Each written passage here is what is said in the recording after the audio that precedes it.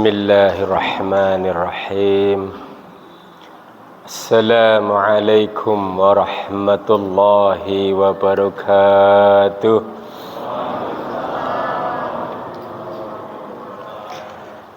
Alhamdulillahi rabbil alamin, alladzi an'amana bi ni'matil iman wal islam, wa nusallimu alal khairil anam, wa sallallahu ala nabiyyina wa habibina wa maulana Muhammad sallallahu alaihi wasallam wa ala alihi wa ashabihi wa man tabi'ahum bi ihsani ila akhiril alam.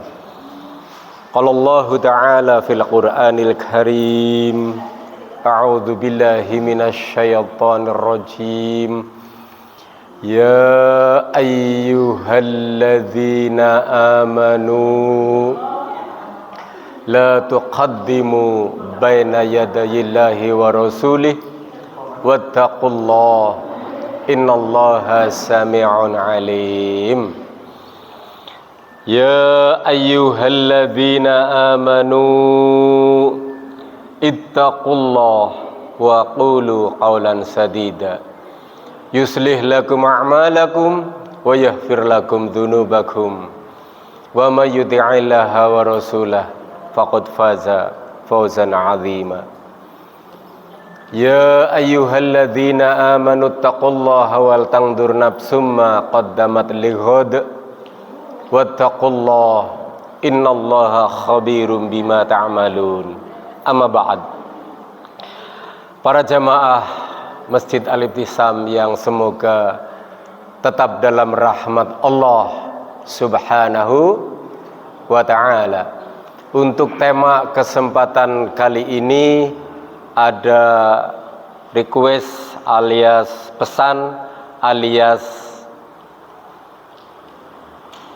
judul dari PCM ataupun dari panitia khusus, yaitu tarhib dan targhib Ramadan, supaya tepatnya nanti sekitar tanggal 18 Februari mudah-mudahan sudah dimaklumatkan malam rebonya sholat taraweh, subuh rebonya sudah sahur, berarti hari reboknya 18 Februari sudah mulai tanggal 1 puasa wajib bulan Ramadan.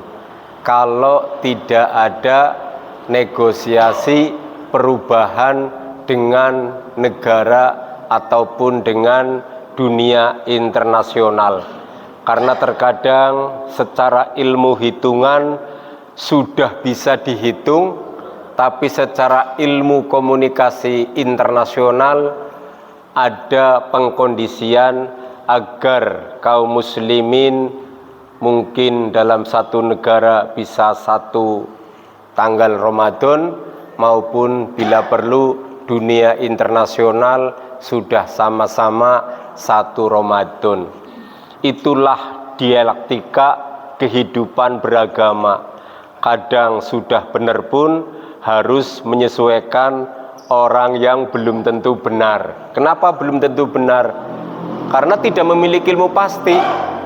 Sedangkan teknologi ilmu pasti. 2 tambah 2 4, nggak ada insya Allah. Insya Allah itu adanya untuk janji yang belum ditentukan. Tapi kalau hukum matematik, hukum teknologi, hukum ilmiah, itu semuanya benar. Seperti kita minum menghilangkan haus, itu sudah dibenarkan dari Nabi Adam sampai Nabi Muhammad. Bukan insya Allah hausnya hilang, bukan. Tapi kalau mengenai janji, insya Allah air minumnya menyehatkan, insya Allah air minumnya melegakan, insya Allah air minumnya berkah, insya Allah air minumnya menghilangkan haus dan sejenisnya. Itu merupakan janji supaya kita di akhiratnya mendapat amal ibadah dari jenis minum ataupun lainnya. Para hadirin dirahmati Allah Subhanahu wa taala. Tarhib atau yang kedua targhib. Kalau tarhib yaitu berasal dari kata rohaba, dibaca rohiba menjadi yarhabu, menjadi rohiban, menjadi rohbun, yang memiliki makna kita pola pikirnya melapangkan, melebarkan, memperluas, membuka ruang hati agar gembira menyambut Ramadan. Sedangkan kalau rohiban, yurohibu, tarhiban, memiliki makna kita di dalam menyongsong bulan suci Ramadan, bulan yang penuh keistimewaan dari berbagai kondisi, maka motivasi kehidupan kita harus sukacita, gembira ria, senang, memiliki hati yang sangat lapang untuk menyambut kedatangan bulan suci Ramadan. Berarti kita semangat.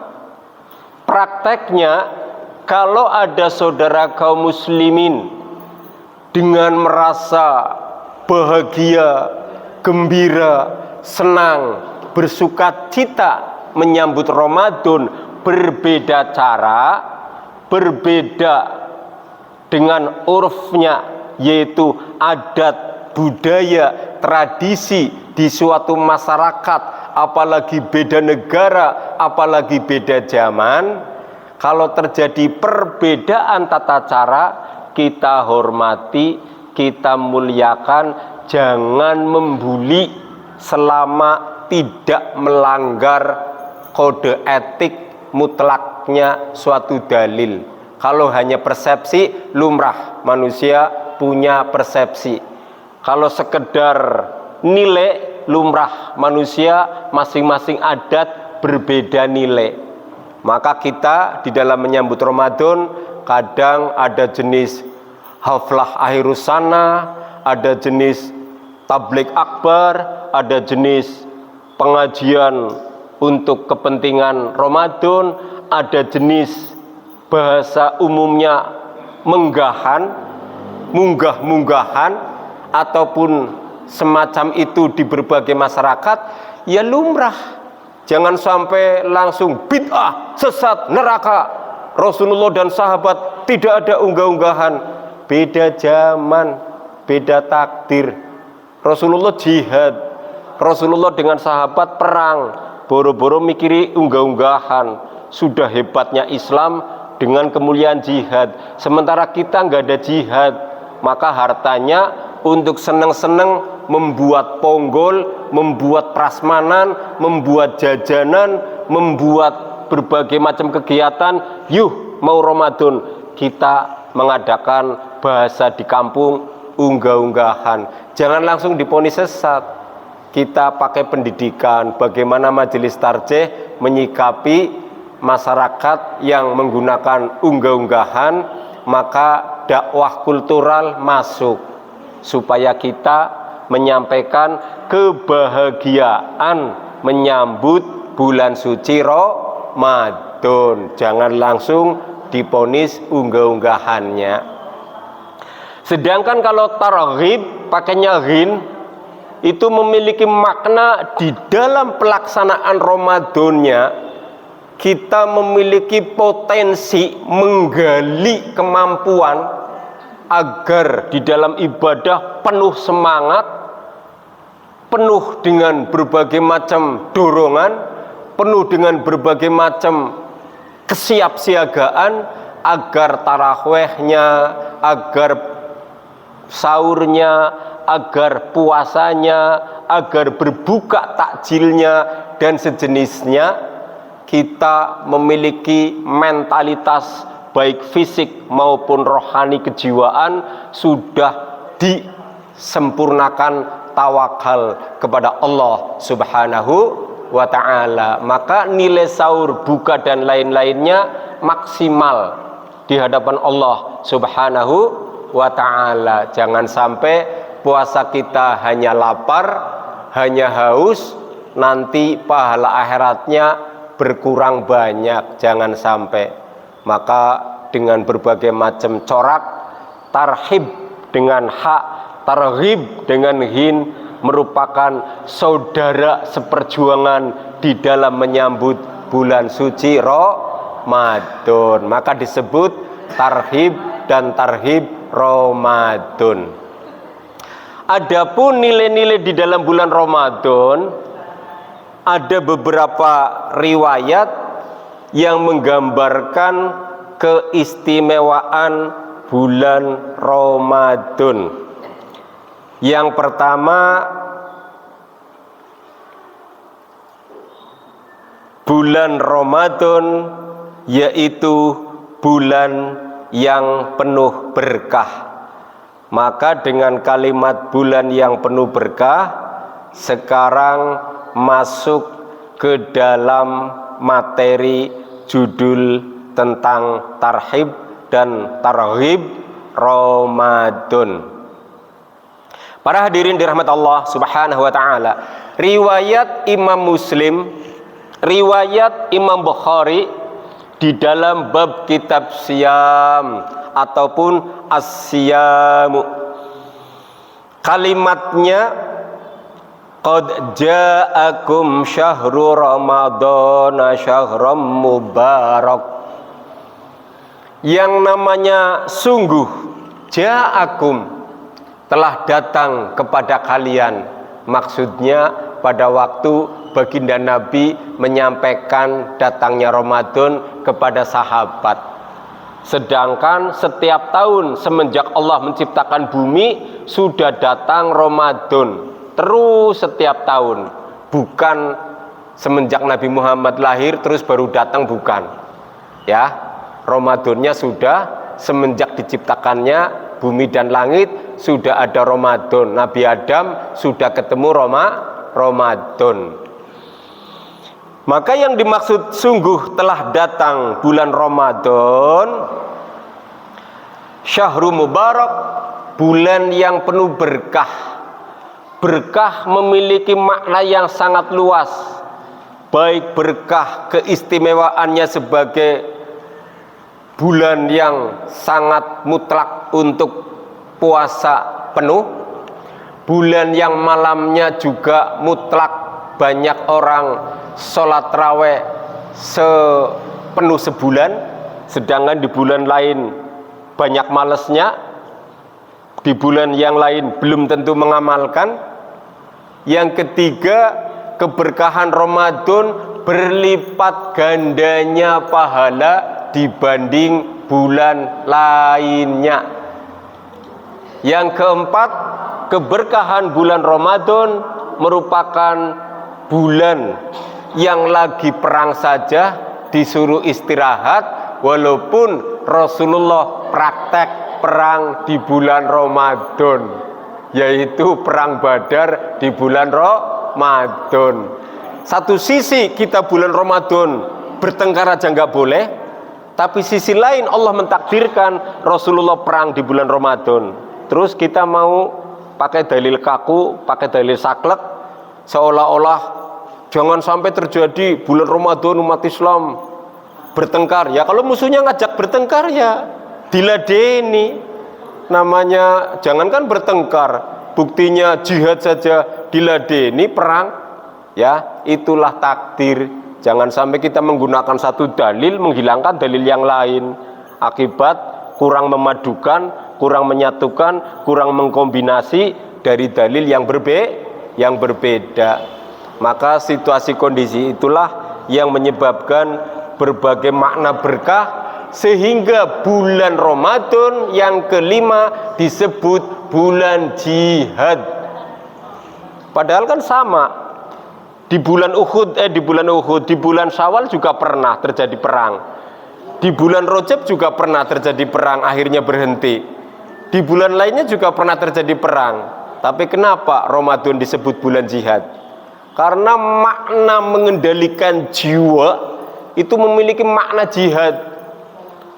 Sedangkan yang namanya jihad frontal zaman kita hampir tidak pernah akan mengalami. Kenapa? 1 penakut, 2 tidak pernah latihan militer, 3 tidak pernah memiliki cita-cita untuk perang membela Islam. Ya kapan jihadnya? Saya pun takut kalau diajak jihad. Artinya apa? Mentalnya harus kita sampaikan kepada umat bahwa jihad itu kewajiban membela agama. Maka kalau kita tidak ada jihad frontal perang, minimal rajin mengendalikan hawa nafsu, jangan suka mengklaim, jangan suka menuduh saudara muslim dengan serampangan. Karena kita dianjurkan lebih memakai dalil memuliakan saudara muslim walaupun lain partai, lain ormas, lain yayasan, lain kelompok pengajian, harus saling memuliakan. Kalau kita bisa memuliakan orang lain, insya Allah di hadapan Allah kita jadi makhluk yang mulia. Walaupun di dunia terkadang masih kurang teman dan relasinya. Selanjutnya, yang namanya bulan mubarak di dalam Ramadan ini, faradallahu alaikum siyamah. Allah subhanahu wa ta'ala telah mewajibkan puasa penuh di dalam bulan Ramadan. Sifatnya wajib, bukan sunnah. Walaupun pernah diamalkan kehebatan puasa Nabi Dawud, tetapi Rasulullah tidak menggunakan puasa Nabi Dawud pun cukup 1 bulan Ramadan. Nilai kewajibannya mengalahkan semua bentuk puasa ataupun bentuk siam di dalam bulan-bulan yang lainnya. Selanjutnya, taftahu fihi abwabal jannah. Di bulan Ramadan Allah subhanahu wa ta'ala membuka pintu-pintu surga. Subhanallah. Terus di luar Ramadan pintu surga tertutup. Ayo, tidak juga. Buktinya dalil yang lain masih ada kesempatan di luar bulan Ramadan juga tetap surga itu dibuka. Maka apakah ini bahasa kiasan? Apakah ini bahasa kalimat mutiara? Apakah ini bahasa untuk memancing supaya kita jangan meremehkan, jangan menyepelekan, jangan menganggap ringan lewatnya Ramadan? Maka Rasulullah khusus dengan kalimat Ramadan ini dibuka pintu-pintu surga. Kesempatan berarti apapun amal yang diamalkan bulan Ramadan mengharap ridho Allah, pintu surganya sudah dibuka oleh Allah subhanahu wa ta'ala. Seolah-olah gening surga mirip pintu masjid, mirip pintu rumah, buka tutup, buka tutup, buka tutup. Emangnya malaikat pegang kunci yang mana? Nah, itulah kehidupan. Jangan sampai urusan akhirat disamakan dengan urusan dunia. Urusan dunia hanya untuk bayangan akal manusia untuk menuju kehidupan yang sesungguhnya, yaitu akhirat. Akhirat itu kadang tidak bisa diakalkan. Yang penting kita beramal soleh, yang penting kita mengamalkan sunnah Rasul, yang penting kita mengerjakan syarat Islam, yang penting kita mengharap ridho Allah dan lain sebagainya. Tidak bisa diakal-akali oleh kehidupan intelektual umat manusia, kecuali kita harus pasrah tunduk patuh pada aturan yang dicontohkan baginda Nabi Muhammad sallallahu alaihi wasallam. Selanjutnya bulan Ramadan, wa taghlaqu fihi abwaban nar. Allah Subhanahu wa taala menutup pintu-pintu neraka. Terus kalau Ramadan ditutup pintu neraka, di bulan lainnya nggak bisa ditutup. Terbukti walaupun kalimatnya ditutup pintu-pintu neraka, banyak orang terjerumus masuk neraka kalau di bulan Ramadan mengamalkan maksiat, tetap masuk neraka. Artinya apa? Artinya para ulama salafus saleh berbeda cara mempersepsikannya, cara mensyarahnya, cara mentahkiknya. Ada yang berpendapat yang namanya ditutup pintu neraka, amal-amal kejahatan dipersempit. Oh, kalau begitu berarti Islam membuka amal kejahatan di luar Ramadan. Nah, susah lagi. Kalau kita bolak-baliknya didebat oleh orang Mu'tazilah, kita serba sulit. Oh, kalau begitu berarti Islam bolak-balik ajarannya, buka tutup, buka tutup, buka tutup. Itulah kehidupan. Allah sisi lain Maha Pengampun, Allah sisi lain mempersilahkan umatnya memilih jalan hidup. Maka manusia jalan hidupnya banyak maksiat. Jangankan di luar Ramadan, Ramadan pun banyak orang nggak sholat, banyak orang nggak puasa, banyak orang masih pacaran, banyak orang masih selingkuh. Ramadan, anak perempuan, anak laki-laki janjian naik motor boncengan, lagi puasa kok maksiat boncengan. Bukannya di rumah zikir, bukannya di rumah doa, bukannya di rumah wirid, bukannya di musola berjamaah, bukannya di masjid pengajian, bukannya kita mengkaji nilai-nilai Islam, malah kita menyaksikan habis sahur jalan-jalan pagi, laki-laki perempuan cekikikan di jalanan, maksiat terbuka. Katanya tertutup pintu neraka, tapi buktinya itulah kenyataan. Jangan taklid kepada dalil langsung seolah-olah tidak akan terjadi pintu neraka gara-gara pintu nerakanya ditutup. Buktinya seperti itu. Pagi masih kurang, sore ngabuburit, menunggu takjil, menunggu buka puasa bersama atau menunggu puasa masing-masing buka di rumah. Jalan-jalan ketemu laki-laki perempuan, sekarang jalan-jalan males, naik motor, ngumpul, gerumbul-gerumbul, ya Allah. Terus pintu neraka ditutup dari mana? Banyak umat Islam yang seperti itu, apalagi non-muslim. Non-muslim tak jelas, mau pagi, mau siang, mau sore, nggak puasa ke diskotik. Apalagi liburan akhir pekan seperti ini, minggu, mereka ke tempat-tempat maksiat, malamnya di hotel-hotel. Pintu neraka di mana ditutup? Itulah yang namanya bahasa. Jangan kita langsung verbal, formal, simbol menganggap semuanya beres. Tergantung kitanya. Yang dimaksud ditutupnya pintu neraka bagi orang beriman, bagi orang yang meyakini Ramadan banyak istimewa, banyak keberkahan, kita menutup. Jangan bermaksiat supaya kesempatan menuju pintu surganya Allah Subhanahu wa ta'ala. Artinya semenjak zaman bahla dahulu kala, jangankan kok orang Islam, jangankan kok non muslim, orang Islam Ramadan tetap berbuat maksiat banyak. Walaupun malamnya sahur, walaupun malamnya tarawih. Karena memang satu sisi belum paham, sisi lain ilmu tata kelola bernegara, ilmu tata kelola berpemerintahan, ilmu adat budaya tradisi di masyarakat seolah-olah menganggap hal biasa. Laki-laki perempuan sekolah bareng sudah biasa. Laki-laki perempuan kuliah satu ruangan bareng sudah hal biasa. Jangankan kuliah, jangankan sekolah, kita yang dewasa, pengajian, majelis taklim, ini perempuan kelihatan.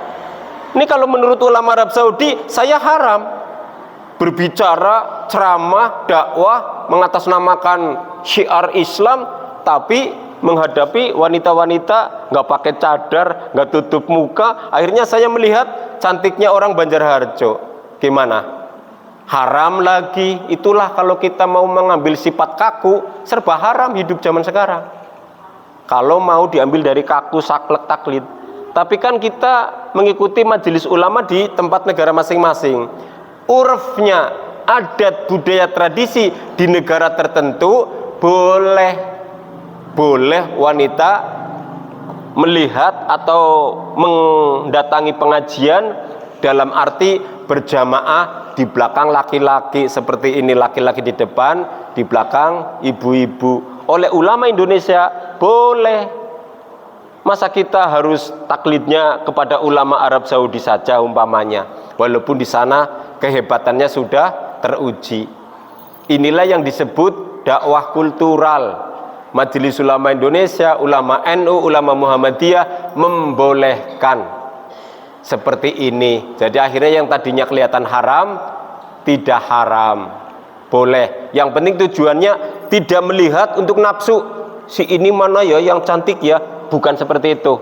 Ya, artinya tidak bertujuan untuk melihat nafsu. Sekedar kelihatan. Kenapa? Buktinya dulu Rasulullah juga khutbah, baik Idul Fitri, Idul Adha, wanita-wanitanya di belakang melihat Rasul, wanita-wanitanya di belakang melihat sahabat di depan pada duduk. Buktinya dulu nggak ada apa sih itu namanya hisab, pakai pire, pakai kayu, papan, dulu nggak ada di zaman Nabi. Depannya aja dulu nggak ada dinding, depannya cukup yang disebut sutroh, itu tombak ditancapkan di depan imam untuk sutroh. Tombak kan kelihatan dari mana-mana, dari samping, dari depan, dari mana kelihatan. Beda dengan mimbar. Kalau mimbar umpama di sini, dari belakang nggak kelihatan. Itulah perbedaan takdir dan kondisi masing-masing. Maka ulama ada yang menganggap wajar, lumrah, normal. Jangan sampai perbedaan dijadikan keputusan klaim maupun tuduhan. Semoga para ibu yang hadir ketemu laki-laki di sini, Allah mengampuni panjenengan semua. Amin Allahumma amin. Selanjutnya, wa taghlu fihi syayatin. Di bulan Ramadan dibelenggu, dirantai, diikat para setan.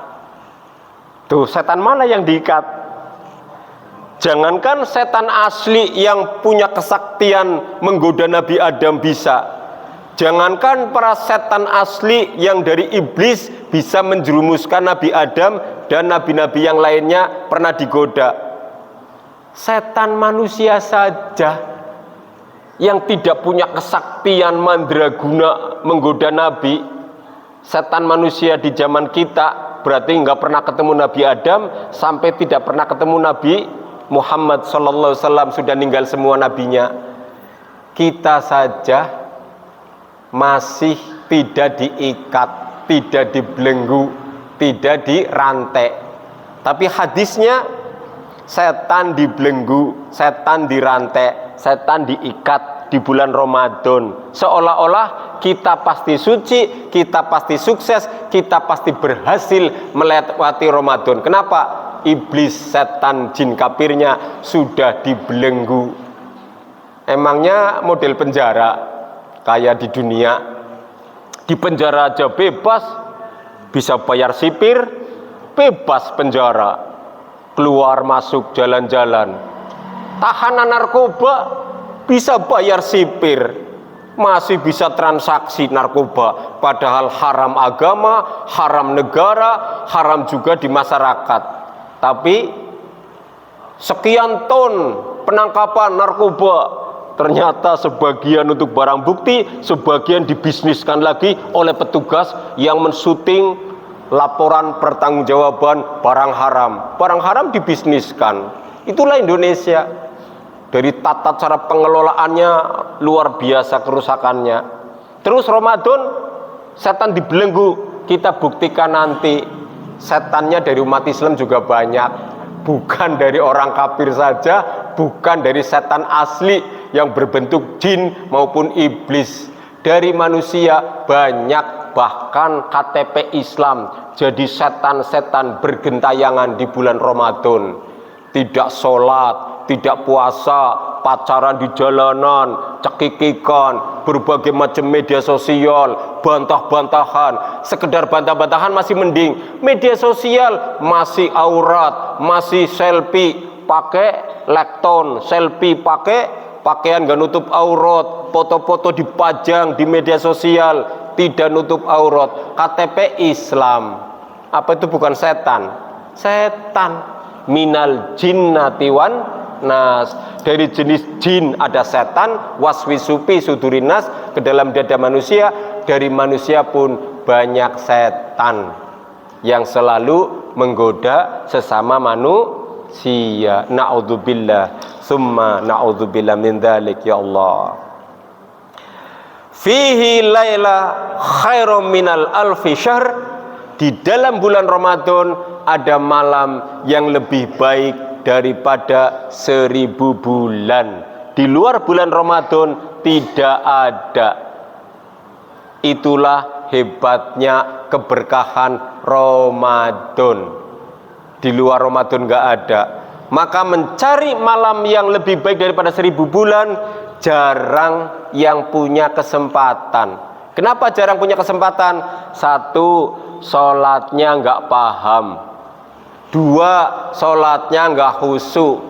Tiga, sholatnya nggak memiliki makna menjiwai apa yang dibaca. Keempat, jangankan yang yang tidak sholat, yang sholat pun kadang beda pendapat, masih bertengkar. Kamu kunut ya, kamu enggak. Kamu sayyidina ya, kamu enggak. Kamu duduk gini ya, kamu enggak.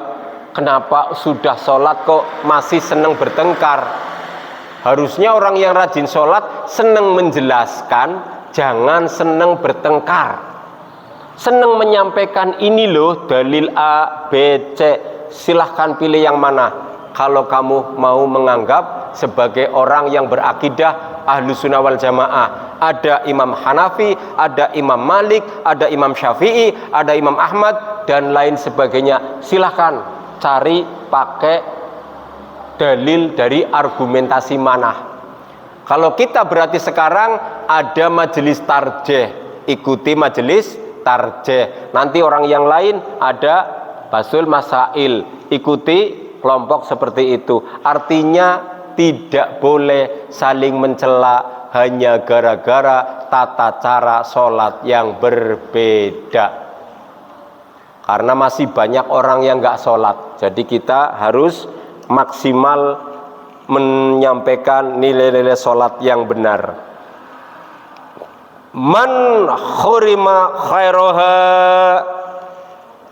barang siapa khurima, yang dihalangi ataupun yang terhalang ataupun yang diharamkan nilai-nilai ibadahnya tidak sampai, nilai-nilai ketaatannya tidak sampai, alias kita melalaikan Ramadan, maka sungguh orang yang terhalangi dari kebaikan Ramadan, faqad khurima, maka orang tersebut sungguh sangat diharamkan, sangat rugi, sangat kehilangan, sangat menyesal tidak memiliki keistimewaan menyambut atau melaksanakan bulan Ramadan. Maka bulan Ramadan nanti dipersiapkan dari mulai sebelum berbuka puasa, syukur-syukur di masjid ada buka puasa bersama, nanti mungkin tadarusan dari maghrib sampai isya, dari isya mungkin taraweh, dari habis taraweh supaya jangan larut malam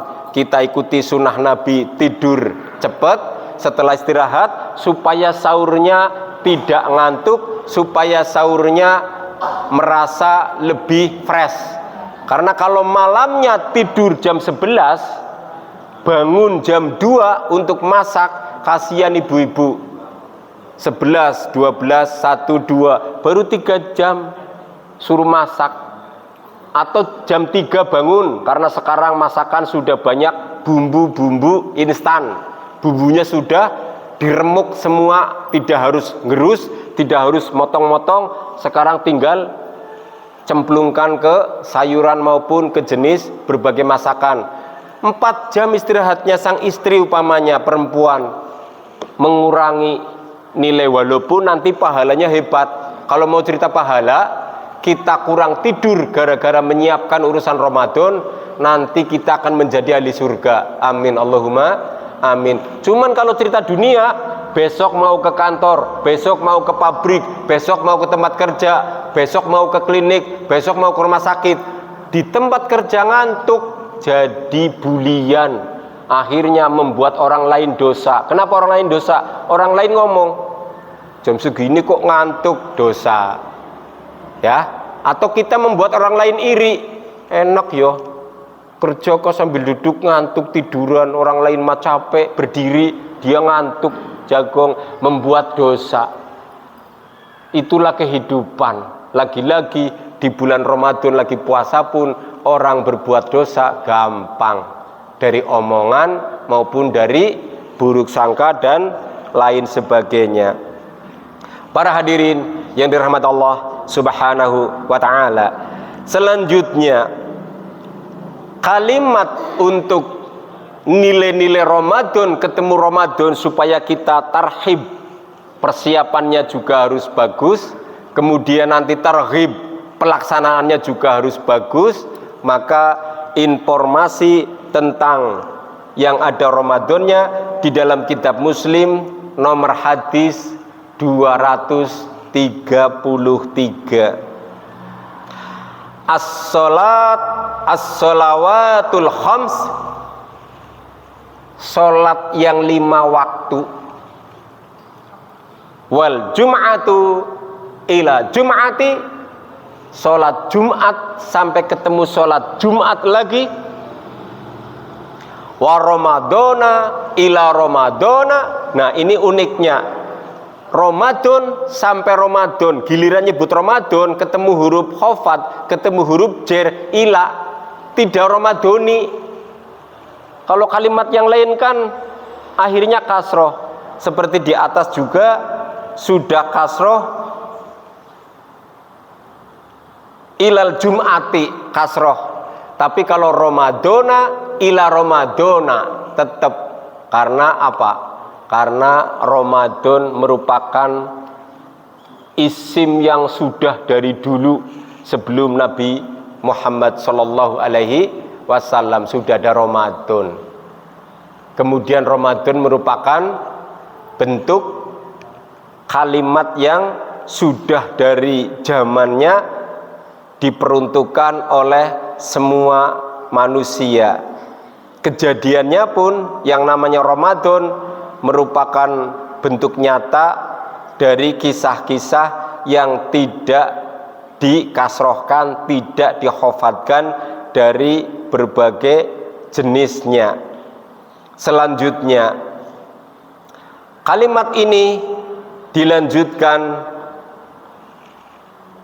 mukaffarata lima bainahunna, sebagai mukafarat, sebagai penebus dosa dari jalan sholat ketemu sholat, dari waktu Jumat ketemu Jumat, dari dulu bulan Ramadan kita mengamalkan puasa, tarawih dan sejenisnya, sampai nanti insya Allah 18 Februari ketemu Ramadan tahun 2026 nanti, sudah Allah hapus, sudah Allah tutup, sudah Allah ringankan dari berbagai dosa.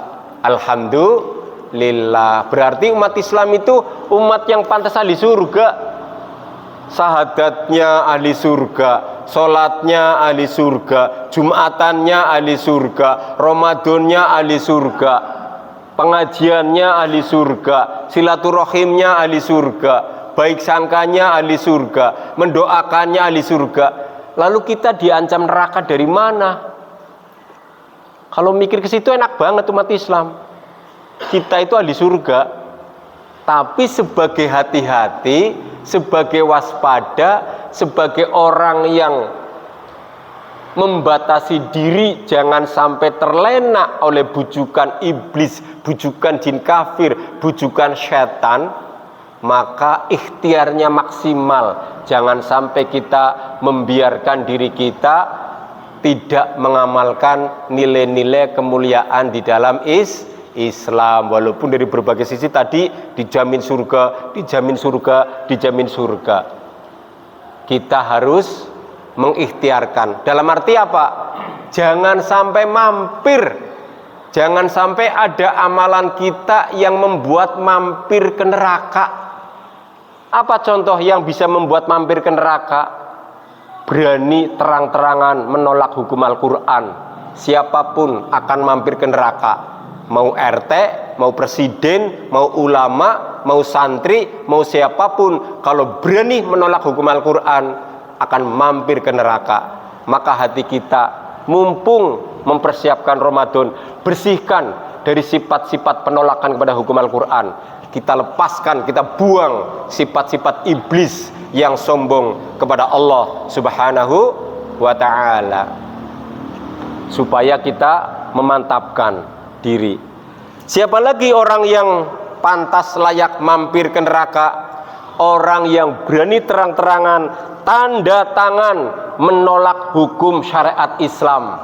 Maka siapapun pejabatnya, jangankan KTP non muslim sudah jelas, yang KTP Islam saja, kalau belum mencabut tanda tangan penolakan terhadap hukum syariat Islam, maka dia akan mampir ke neraka. Na'udzubillah, summa na'udzubillah min dzalik. Karena terang-terangan berani. Sedangkan dulu orang munafik umpet-umpetan. Dulu orang munafik tidak berani tanda tangan. Dulu orang munafik tidak berani menyampaikan di depan umum untuk kepentingan yang menolak kemuliaan syariat Islam. Itu aja diancam.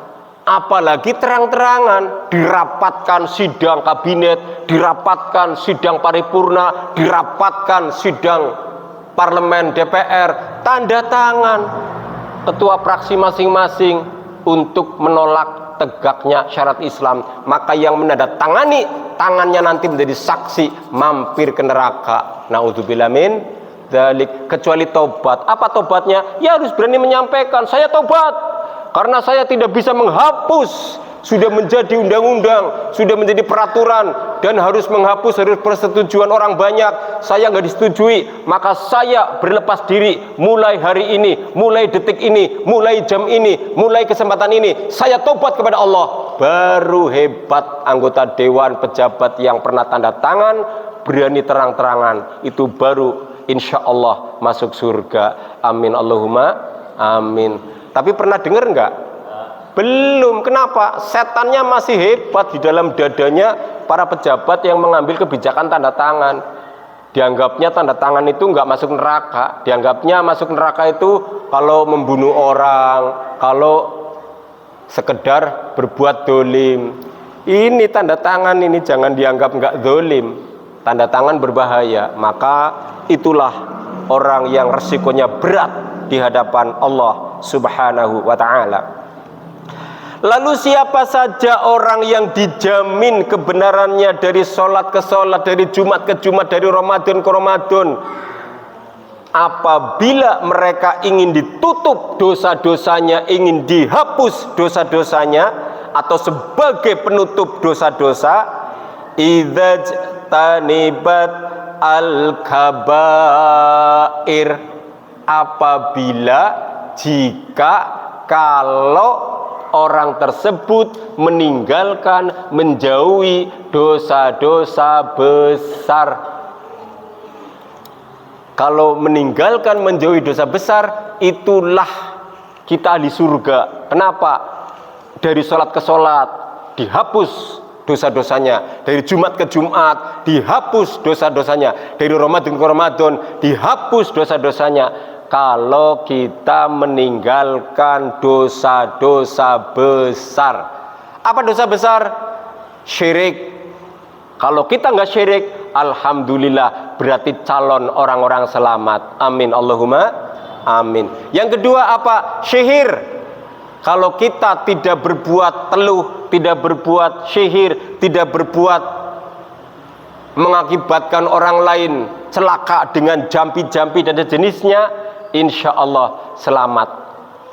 Ya, kita nggak pergi ke dukun, tolong mbah dukun, boneka ini jampi-jampi nama si A, ini saya nggak suka. Jup, kata film, jelalat, orangnya sakit terasa. Itu kan film. Kalau kenyataannya mah jarang. Kejadiannya hanya kepada orang yang memang sekufu atau sealiran memang akidahnya memiliki akidah seperti itu, begitu dikerjain oleh sini bisa ngirim. Tapi kalau signalnya beda, signalnya tauhid, ini nggak mempan. Karena tauhid sudah dilindungi oleh malaikat, tauhid sudah dilindungi oleh amal-amal soleh yang diberkahi oleh Allah Subhanahu wa ta'ala. Maka sejarah para ulama disihir oleh musuh-musuh tidak mempan. Walaupun Rasulullah dulu pernah terjadi kena, tapi setelah Rasulullah menggunakan ayat kursi, menggunakan surat kulhu, menggunakan surat qul a'udzu birabbil falaq, menggunakan surat qul a'udzu birabbin nas, menggunakan doa-doa yang lain, orang bertauhid tidak mempan. Maka Rasulullah tidak pernah mempan lagi diteluh atau disihir. Yang mempan berarti resikonya orang yang masih punya akidah tahayul hurufat. Kalau masih punya akidah tahayul hurufat, akhirnya mempan. Kenapa? Sejalur, akhirnya ketabrak. Tapi kalau kita lain jalur, nggak ketabrak, lepas. Ya, itulah mudah-mudahan tauhid kita diperkuat. Kemudian apalagi dosa-dosa besar? Berbuat zina, maka harus taubatan nasuha, harus benar-benar selesai, jangan mengulangi lagi. Yang namanya taubatan nasuha, penyesalannya harus, berhentinya benar-benar tepat, harus banyak beramal soleh, harus berani diri sendiri menyatakan saya akan memperbanyak amal soleh, berhenti dari kemaksiatan masa lalu. Karena dosa maksiat berbuat dosa besar. Apa dosa besar lagi? Selama tadi contohnya tidak tanda tangan menolak Islam, tidak tanda tangan untuk mengingkari hukum Al-Quran, insya Allah selama itu kita harapannya selamat. Tapi kalau orang yang berani menolak hukum Al-Quran, itu dosa besar. Kenapa dosa besar?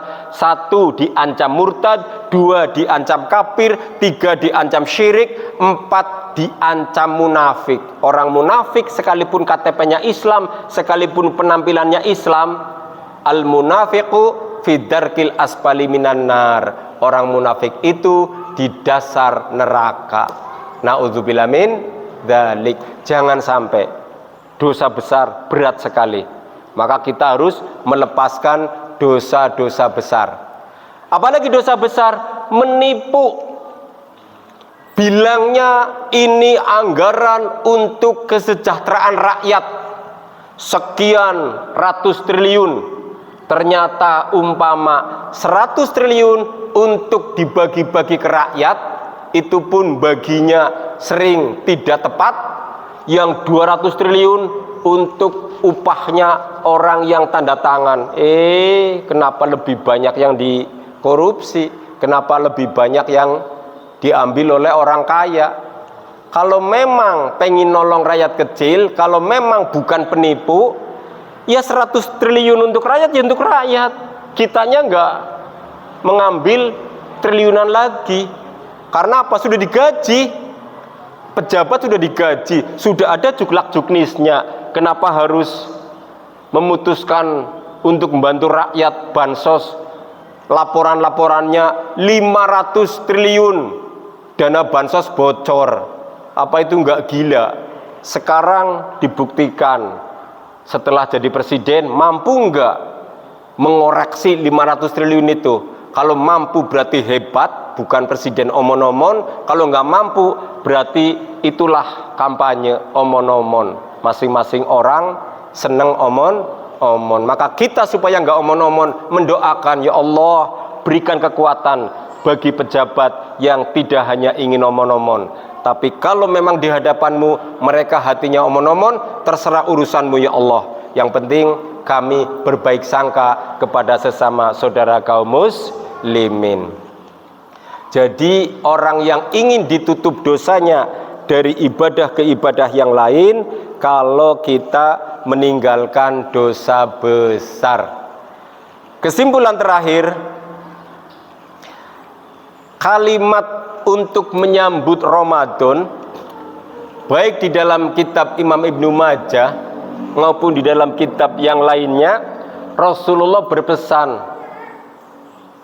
al-mu'minul ladzi yukhatilun nasa, orang-orang yang beriman, orang-orang iman yang yukhatilun nasa, yang berkomunikasi, yang bersosialisasi, yang berinteraksi, yang bermasyarakat. Kita sebagai makhluk sosial, wa yasbiru ala adahum, dan orang-orang yang sabar terhadap atas gangguan-gangguan mereka.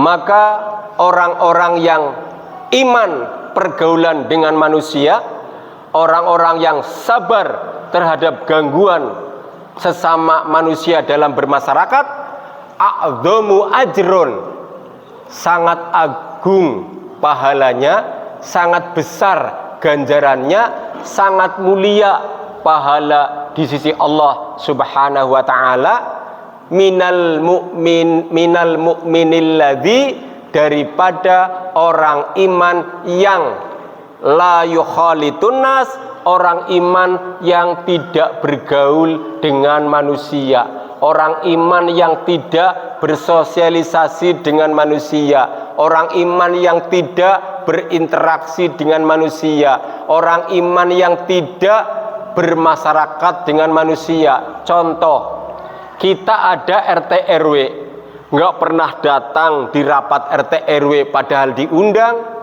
nggak pernah ikut kerja bakti padahal sudah dimusyawarahkan oleh RT RW-nya, tidak pernah ada musyawarah pengajian maupun bentuk kemaslahatan RT RW seperti keamanan ronda, tidak pernah kita dakwah di masyarakat RT RW, dakwahnya dari masjid ke masjid seolah-olah jadi manusia mulia. Maka ini kata Rasulullah melalui riwayat Imam Ibnu Majah nomor hadis 4021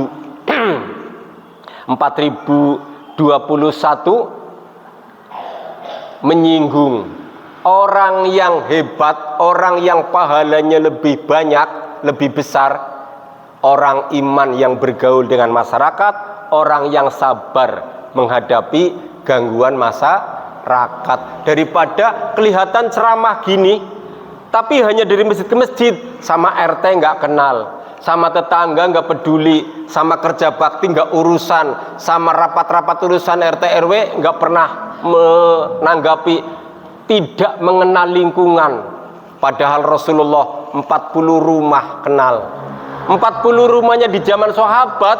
Ini rumah, nanti di pojok Pak Haji Tardi rumah, nanti di orang tua Bapak Haji Toha rumah, nanti di pasar rumah 40 sekitar 2 kilometer, itulah rumah 40. Zaman dulu Rasulullah kenal, sahabat saling mengenal, 40 rumah 2 kilo lebih. Zaman sekarang satu RT 50 rumah, satu RT 60 rumah, satu RT lebih dari 40 rumah. Lah kok kita nggak kenal, ngaku pendakwah, ngaku penceramah, ngaku manhaj salafus soleh, omong kosong, ngaku ustadz sunnah, omong kosong. Ini sunnah Rasul. Harus bergaul bermasyarakat, harus saling mengenal bermasyarakat. Jangan cuman mengklaim ustadz sunnah, manhaj salafus soleh hebat. Nggak hebat kalau kita nggak kenal di masyarakat. Kita bukan ustadz sunnah kalau di masyarakat tidak tampil. Ustadz sunnah ya harus mengamalkan sunnah yang paling kecil dulu, berumah tangga, bertetangga, bermasyarakat, bergaul RT RW. Itu sunnah yang diajarkan oleh Rasulullah dan semua sahabat.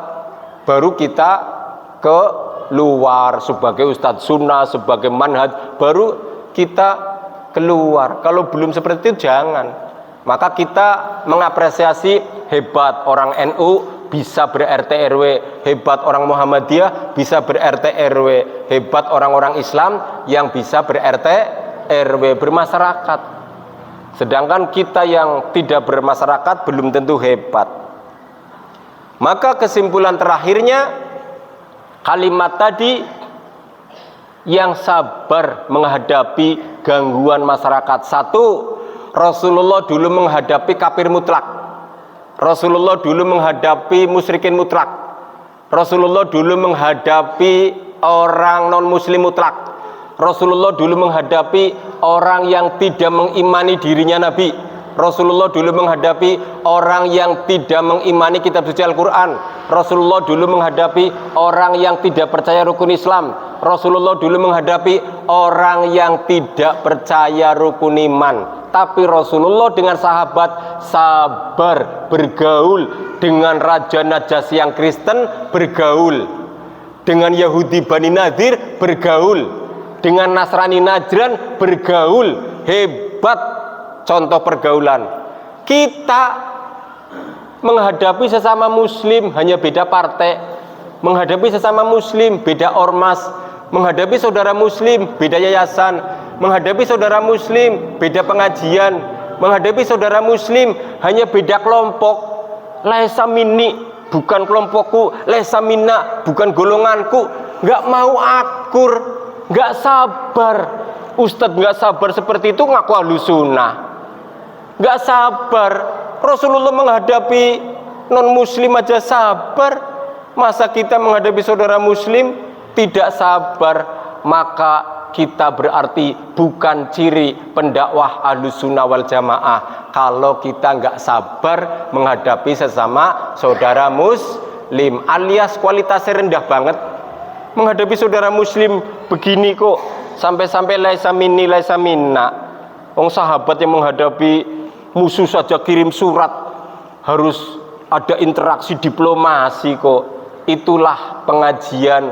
Kalau hanya takfiri, kalau hanya manhaj, kalau hanya ngaji politik khilafah, dia tidak berbaik terhadap RT RW, tapi dia sudah hebat, muluk-muluk ngajinya tingkat tinggi. Omong kosong, yang rendah aja belum mampu kok tingkat tinggi. Maka kita bersyukur bermuhammadiyah diajarkan bersosialisasi, bermasyarakat dengan sesama saudara kaum muslimin. Amin Allahumma amin. 1 menit lagi habis, doa kafaratul majelis.